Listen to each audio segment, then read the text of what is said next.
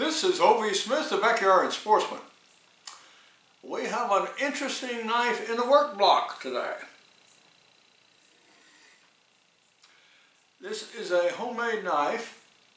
It has an Ontario blade, a carbon steel blade, which is very well rusted, and stacked leather guard here, and a horn handle.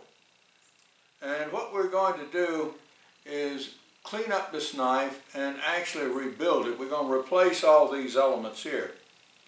I happen to have a piece of deer horn that about matches actually the profile of this one.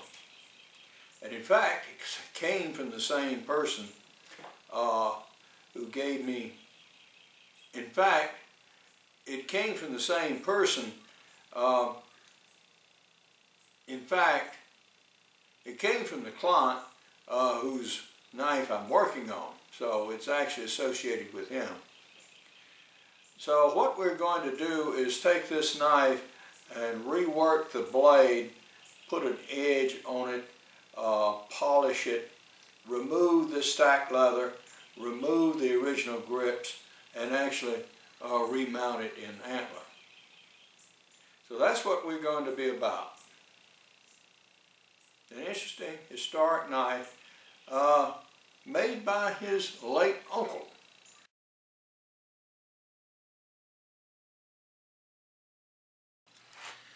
On these knives where the blade is not quite so rusted, I'm usually able to restore them pretty well using this stainless steel wire brush.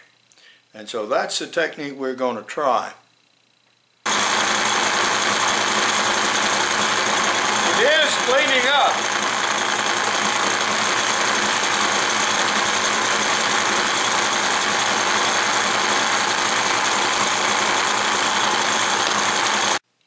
What we're going to do here in the grinder is actually grind away this antler until we get down to the tang, so we can find out exactly where it is and what its shape is. Because that's obviously glued into this piece of antler, and then the whole material was epoxied several times to give some stiffness to the guard here.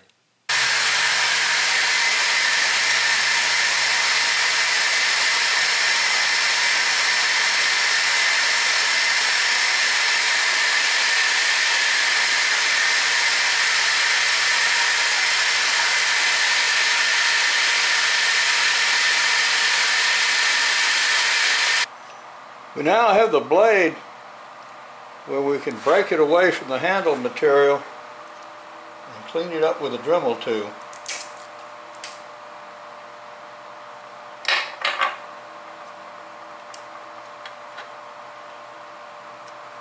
We'll use the Dremel to get a good bond off all of this. And you know what? We may even be able to save this leather.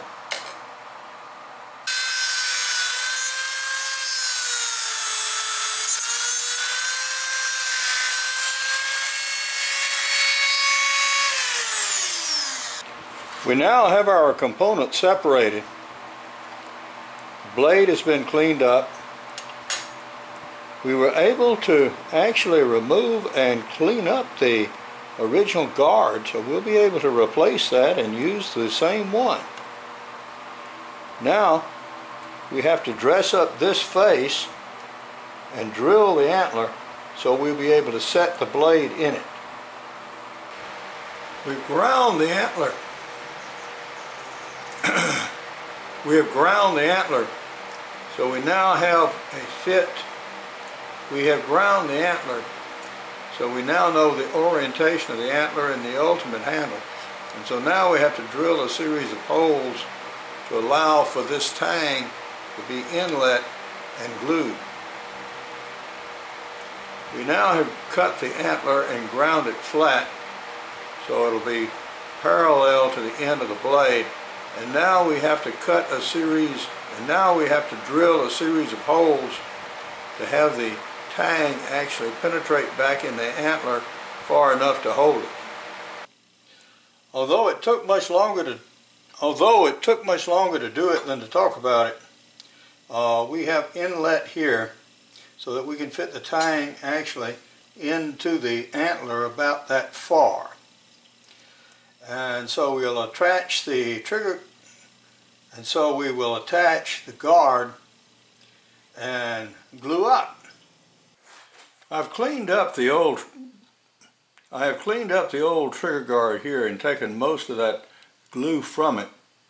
And what I'm going to do is add a plastic spacer that you see right here, just to help protect the guard and reinforce it a little bit. And so now I'm going to take my drill and drill a hole through the spacer.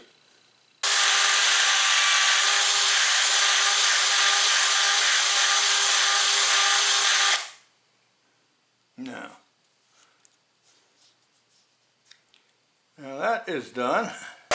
Now just a few seconds on the flatbed grinder and we'll get this spacer down to size.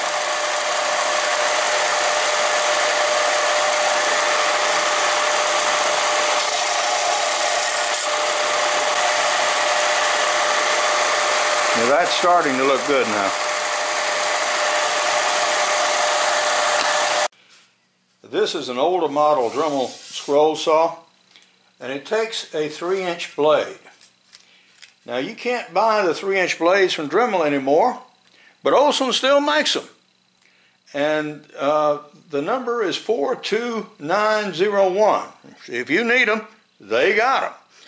And these were actually sold through Amazon and these were actually sold through Walmart online. So you can order those, although the delivery time was, for some reason or other, nearly 2 weeks. But at any rate, we got the little blades, and they look good. They lock up firmly in the saw, and so we're going to give them a try.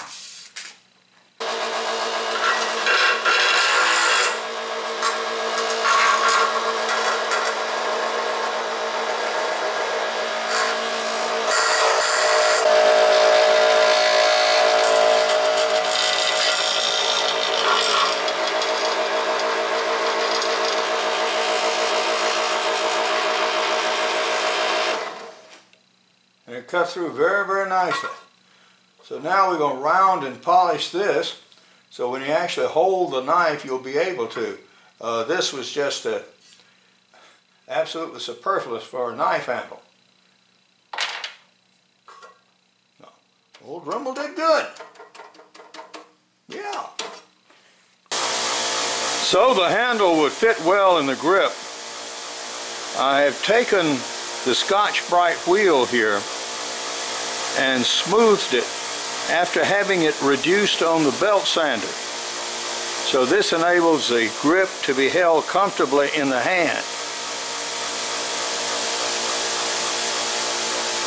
Just to make the grip feel comfortable in the hand, I put this on the belt sander and remove these rough knobbies on this side, and also use the Scotch-Brite wheel here to polish this knob and also to polish this.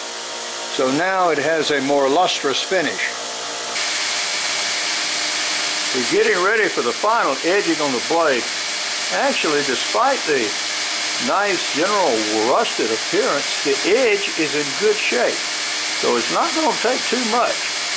So I'm going to start with a 220 grit, and I think just a couple of passes will be sufficient to bring up a good edge on this knife.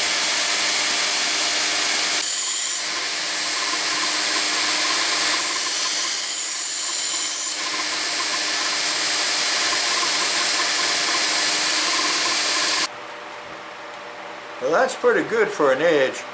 The steel is feathering just a little bit, but that's not too bad. Yeah, this knife will cut very, very well. And now we're finally ready for gluing up. I'm going to use this JB Quickwell, usually known as liquid steel or some such thing, and this is a 2-component epoxy. Set the tang in. It's not going to take terrible much, equal amounts of components here.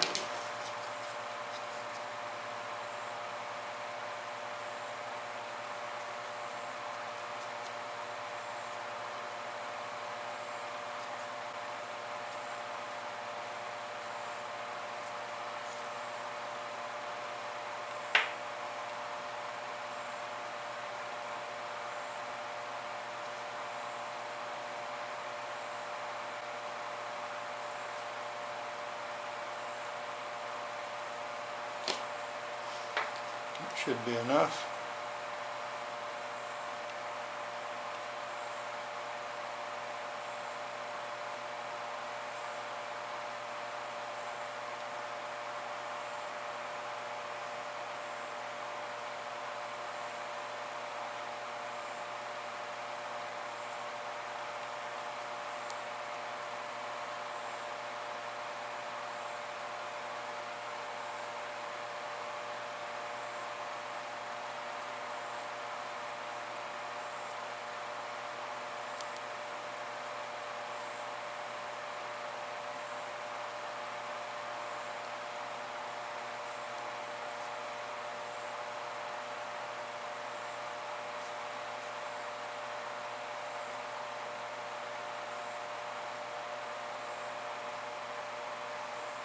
I'm going to clamp this on the vise and put pressure on the top of this handle by hanging some weight on it to keep this downward pressure on the assembly while this epoxy sets. Now I've got about 15 pounds of pressure on that blade by using my loop string here and these two weights. The family blade that the knife that Josh Clifton's uncle built had a 1/4 inch hole here for a tong. So I've already mounted the knife into the vise and into the drill press, and we're going to drill.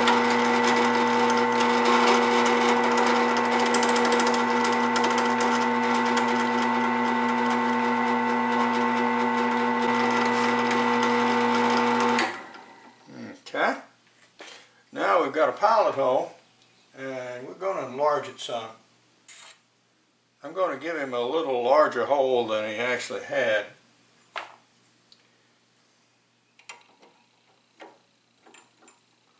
So we're actually going to finish it out with this bit.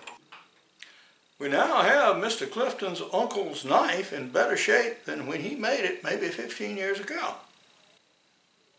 But now, this is Hovey Smith, reminding you to hunt what you eat and eat what you hunt. Be legal, be ethical, be safe, goodbye, God bless, and see you next time.